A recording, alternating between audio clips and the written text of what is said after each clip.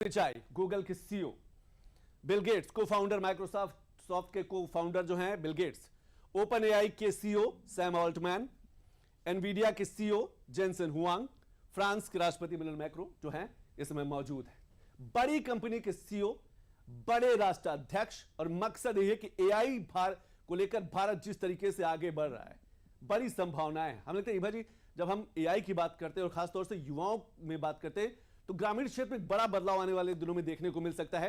AI sector को अगर हम शामिल करें, चाहे एग्रीकल्चर सेक्टर हो, चाहे एजुकेशन सेक्टर हो।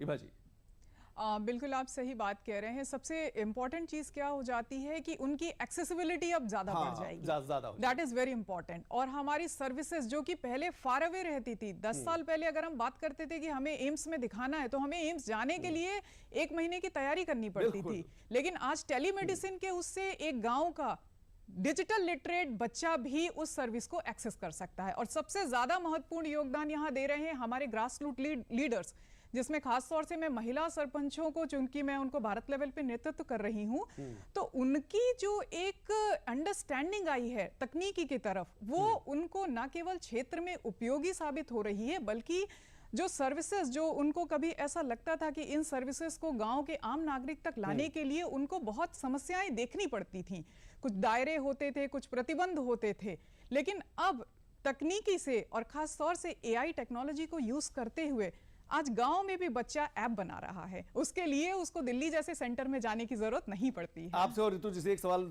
समझने की कोशिश करेंगे। क्या आपको लगता है कि एक आंकड़ा है मेरे पास कि एआई में पूरी दुनिया में